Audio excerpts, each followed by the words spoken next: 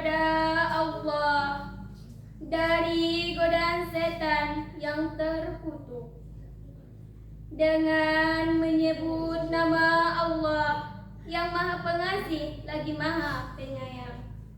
Katakanlah Muhammad, Dia Allah yang Maha Esa. Allah tempat meminta segala sesuatu. Allah tidak beranak dan tidak diperanakkan. Dia tidak ada sesuatu yang dan Dia tidak ada sesuatu yang setara dengan Dia. Shadaqallahul azim. Maha benar Allah dengan segala firman-Firman-Nya. Bismillahirrahmanirrahim. Qul huwallahu ahad. Baca terjemahannya Misbahul Khairiyah. Katakanlah Muhammad, Dialah Allah yang Maha Esa. Jelas di situ Allah nyatakan tentang zatnya, bahwa zatnya itu Maha Esa.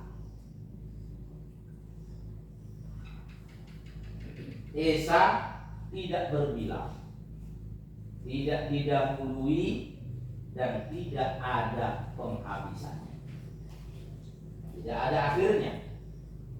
Inilah dulu yang pernah ditanyakan oleh seorang raja Dahri kepada Imam Abu Hanifah saat berumur 7 tahun. Apa kata Raja Dahri? Wahai Ahmad, kalaulah kamu punya Tuhan tidak berawal tidak berakhir, coba kamu kasih bukti. Waktu itu yang jawab siapa? Abu Hanifah. Kata Abu Hanifah, saya sajalah yang jawab. Abu Hanifah waktu itu menjawab, ya. Apa jawab dia? Wahai Tuan Raja, ada tak jari-jari Tuan Raja? Ada. Coba perlihatkan jari-jari Tuan Raja itu. Perlihatkan. Coba Tuan Raja sampaikan kepada saya apa yang ada sebelum induk jari Tuan Raja, ibu jari. Gak ada. Apa yang ada sesudah kelingking Tuan Raja? Gak ada. Berarti tidak ada awalnya, tidak ada akhir. Begitulah Allah. Allah tidak berpermulaan, tidak berpenghabisan. Alhasil si Raja Dahri itu kalah. Abu Hanifah yang waktu itu bernama, siapa namanya? Na'man. Nah, jadi begitu cerdasnya Abu Hanifah yang masih berumur 7 tahun. Katakanlah Dia Allah Maha Esa, tidak berpermulaan, tidak berpenghabisan.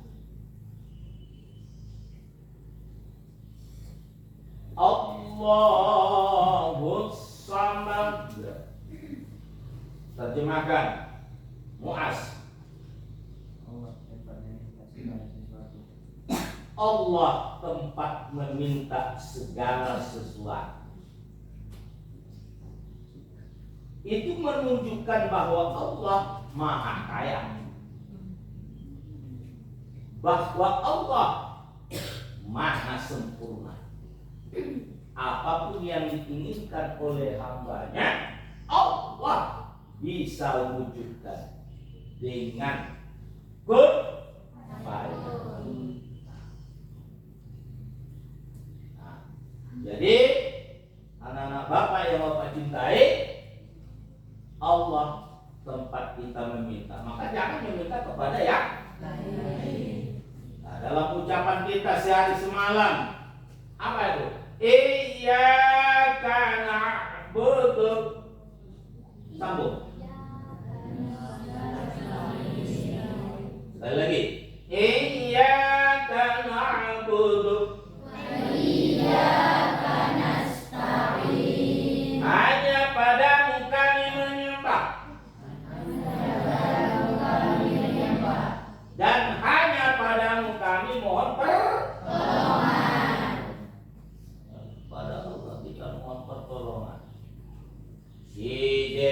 Anasari ingin dapatkan kekayaan, mohon kepada Allah. Si hajat mau hajat pula dia, mohon kepada Allah. Ini loh, si Nel kita mau dapatkan pangkat yang tinggi, mohon kepada Allah. Pak Ete mau cari jodoh, minta kepada Allah. Ya. Oh, Bung David, dia mau dapatkan jodoh yang solehah, mohon kepada Allah. Nah, semuanya mohon kepada Allah. Si Ahmad Nawawi mau keliling dunia, mohon kepada Allah. Biar dia dapatkan uang bermiliar-miliar.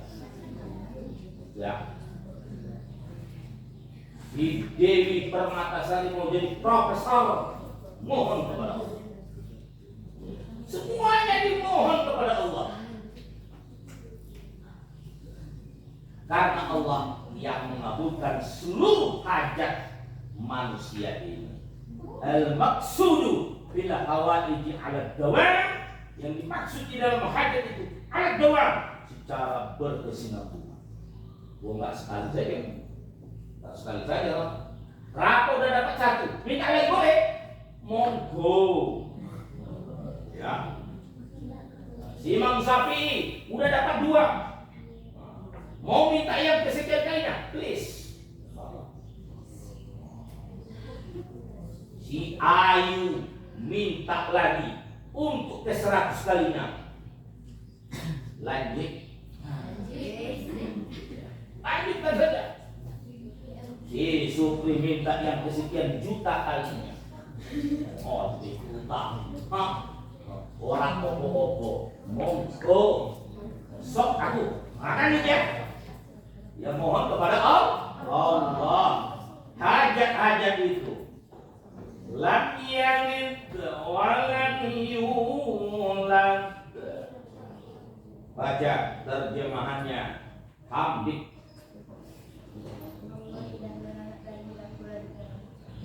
Allah tidak beranak dan tidak diperanakkan. Itu artinya apa? Tidak ada keturunan Allah. Allah Ta'ala tidak berketurunan. Allah Ta'ala tidak punya generasi. Allah Ta'ala tidak punya pembantu. Allah Ta'ala tidak punya penolong. Ya Esa. Sementara kalau Sibelian itu gimana? Wow, dia punya anak nantinya itu. Ya, kalau sudah punya suami. Jangan dulu punya anak sebelum punya suami. Kalau punya anak sebelum punya suami itu namanya kecelakaan. Kan gitu ya. Tapi punya anak setelah suami itu diberkati. Itu dong. Tiara sini ya. Allah itu enggak punya anak, enggak beranak, enggak diperanakkan, berarti tidak perempuan, tidak laki-laki. Tidak perempuan, tidak laki-laki. Makanya dikatakan di sini, lam yalid itu lintifa'i mujani sati, menidakkan jenis penjenisan kepada Allah. Tidak ada jenisnya Allah. Kemudian walam yulad lintifa'il hudusi'an, untuk menidakkan adanya baharu lagi daripadanya. Tidak punya generasi itu maksudnya ya. Tidak punya generasi, tidak punya penyambung ya.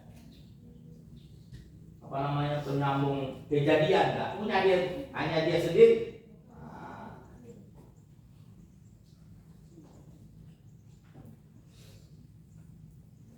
Bagaimana dengan Maryam? Maryam untuk melahirkan. Dengan Isa bagaimana? Isa punya ibu. Ya, punya ibu.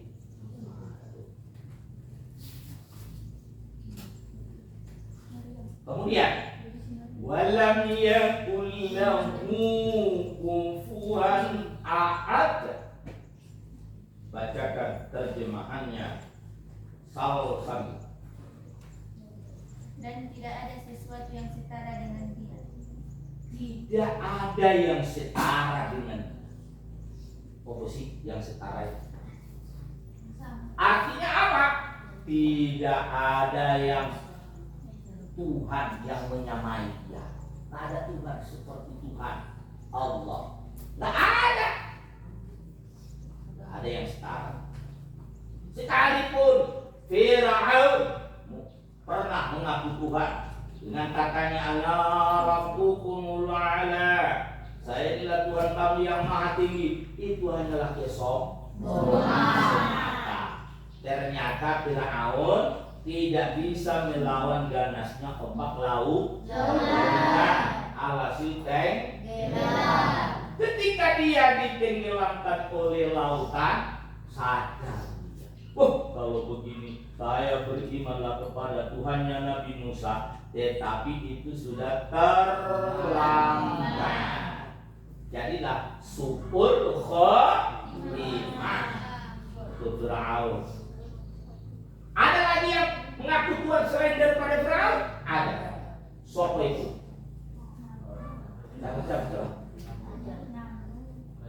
Raja Namrud mengaku dia Tuhan.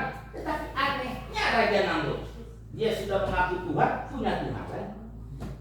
Siapa Tuhannya? Berhala, patung-patung yang dia buat. Lagi Tuhan mana bisa dikalahkan sama nyamuk? Aneh. Yang kalahkan lagi siapa Tuhan? Nyamuk.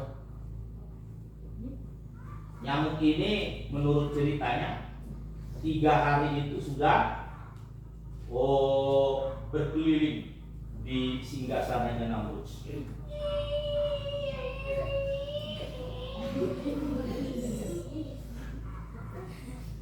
Satu hari satu malam nggak henti. Terus 2 hari 2 malam, 3 hari. Ya, tidak berhenti. Apa kira-kira bahasanya nyamuk ini? Namrud, sadar dong, taubat. Namrud, sadar, taubat. Begitu. Si Namrud melawan Ibrahim, ditantangnya Ibrahim. Kalau memang kamu melawan Ibrahim, sini. Wah, persiapan pasukan baru. Dia kira Ibrahim sendirian itu nggak mampu lawan dia. Allah persiapkan tentaranya Allah itu. Apa tentaranya Allah? Nyamuk. Miliaran nyamuk datang. Hitam, kayak awan hitam mau turun hujan. Dikirain Namrud sama bala tentaranya itu mau turun hujan. Nggak apa-apa. Itu hujan nanti itu nggak apa-apa. Jadi dia nggak ada persiapan apa-apa. Ternyata begitu dekat gerombolan hitam itu ternyata nyamuk. Puntang panting semuanya. Kalang kabut. Masuklah seekor nyamuk ke hidungnya Namrud. Masuk hidung. Terus ditokok-tokok lagi, makin naik. Masuk. Ditokok-tokok. Naik ke otak. Di sini dia bersarang, hidup lagi. Itu hebatnya kuasa Allah itu. Hidup dia. Dia ambil pokok yang besar. Pecah kepalanya. Nah itu Namrud. Pecah kepala Tuhan. Mana mungkin itu? Aneh ya? Berarti Namrud bukan Tuhan. Nah itu. Tidak ada yang setara dengan Allah. Wa mumathilan, tidak ada yang menyerupai. Tidak ada. Seperti si Rakoban, paling lebih ganteng dari Rakobannya. Ada nggak? Banyak. Termasuk saya. Jadilah ayah, ya kan? Jadilah dia bilang dia lebih ganteng. Kamu ini sirik, enggak. Nggak boleh syirik dong. Ya kan? Allah itu tidak menyerupai siapapun. Tidak ada itu. Allah itu hanya dialah dia. Ya. Artinya apa? Gak bisa kita menghayal. Inilah Tuhan itu gak boleh. Gak boleh menghayal. Itu sudah diceritakan gambarannya bahwa Allah itu tidak ada yang menyerupainya, seperti yang terjadi kepada Ibrahim alaihissalam. Di dalam kecil, dia berada di dalam gua. Suatu malam dia keluar melihat pemandangan yang indah. Pada waktu itu harinya cerah sehingga bintang berkedap-kedip kelihatan atas sana. Oh, ini cantik. Saya kira kalau dengan cantiknya bintang itu kemana tuh? Sebanyak bintang bilang hanya satu yang bercahaya. Akan kasih apa? Sebanyak gadis yang cantik. Lanjutkan. Benar. Ya nggak usah lah. Itu pacaran di sekolah. Jadi kata Ibrahim, ini Tuhan, ini cantik nih berkedap-kedip, ini Tuhan. Tiba-tiba menjelang pagi hari hilang bintang-bintang. Enggak, Tuhan itu tidak hilang.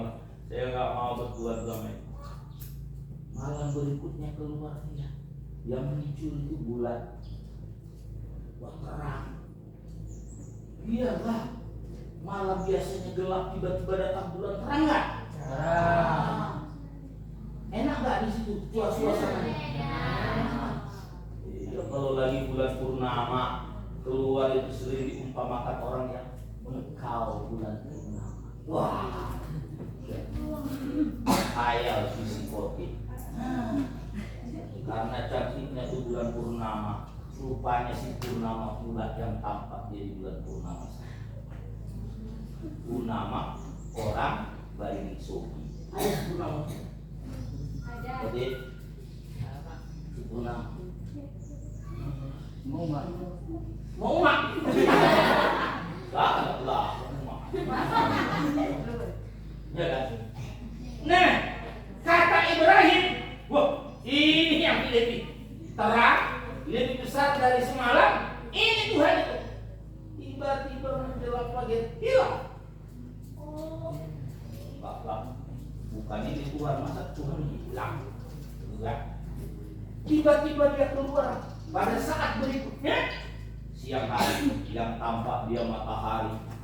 Wah, lebih terang dari yang pertama dan yang kedua. Wah, ini Tuhan. Menjelang sore hari, menjelang terbenam matahari, dikala senja, mengasuh matahari ke peraduannya, terbenam. Lalu dia katakan, ini wajah dia, lilladzi fataras samawati wal ardh. Ini dia. Iya, aku hadapkan wajahku, hatiku kepada pencipta langit dan bumi. Wa ana awalul muslimin. Saya adalah orang-orang yang mula-mula masuk Islam atau beragama Islam. Begitu. Saya yang menyerahkan diri kepada anak-anak Bapak yang bercinta. Walam yakul lahu kufuwan ahad. Enggak ada yang setara, enggak ada yang menyerupai. Lalu Ibrahim memutuskan hatinya kepada Sang Pencipta yang tidak menyerupai siapa-siapa. Jadi itulah kira-kira terjemahan dan tafsir singkat daripada surat Ikhlas. Namun sebelumnya Bapak ingin sampaikan dulu, sebelum kita akhiri maksudnya, nama-nama daripada surat Al-Ikhlas. Ingat saja nih, satu, ada namanya Suratul Tafrid, kedua Suratul Tajrid, ketiga Suratul Tauhid, keempat Suratul Ikhlas, kelima Suratul Najah, keenam Suratul Wilayah, Ketujuh, suratul nisbah. Kedelapan, suratul ma'rifah. Kesembilan, suratul jamal. Kesepuluh, suratul muqassah. Nah, 11 suratul muawwadah. 12 suratul somad. 13 suratul asas. 14 suratul mani'ah. 15 suratul muhtadar. Suratul muhtadar. 16 suratul munfirah. 17 suratul bara'ah. 18 suratul mudzakkirah. 19 suratul nur. 20 suratul insan. Banyak namanya, sampai 20. Tapi di samping suratul ikhlas, yang menarik di sini suratul nur. Ya. Kenapa dikatakan suratul nur? Di annaha tunawwirul qalba. Karena bahwasanya dia bisa menerangi hati. Siapa yang baca sering suratul ikhlas, hatinya terang. Kita doyok. Sudah. Ya, terangnya hati itu, ya tentunya kita harapkan dengan terangnya hati itu alhasil tidak terjadi susah, resah gelisah, ya enggak? Yang terjadi apa? Tenang, senang, aman, dan di dalam hati, penuh keyakinan. Nah, ini tambah satu lagi untuk kamu. Man arada ayyana ma'ala firashihi panama ala yaminihi thumma qara'a qul huwallahu ahad mi'ata marratin fa idza kana yaumul qiyamati yaqulu lahu rabbu 'azza wa jalla ya 'abadi udkhul bi yaminikal jannata. Barang siapa yang ingin tidur, udah ngantuk-ngantuk, dia mau merebahkan badannya, kemana? Ala firashihi, tempat tidurnya. Panama ala yaminihi, maka hendaklah dia tidur atas lambung kanannya. Tidur lambung kanan ini di bawah. Begini loh, lambung kanan menghadap kiblat dia itu. Setelah itu lalu dia bacakan Qul huwallahu ahad sebanyak 100 kali. Lagi berbaring itu dibaca Qul huwallahu 100 kali. Kalau dibaca gimana? Ini Fa idza kana yaumul qiyamati yaqulu lahu rabbu. Apabila nanti sudah terjadi hari kiamat, Pak Ete, Allah berfirman kepada orang yang baca Qul huwallahu 100 kali tadi itu mau tidur. Ya abdi udkhul bi yaminikal jannata. Wahai hambaku, masuklah kau sebelah kananmu ke dalam surga. Wah, pintunya sebelah kanan. Orang yang baca Qul huwallahu 100 kali tadi. Wah, enak tuh yo. Enak.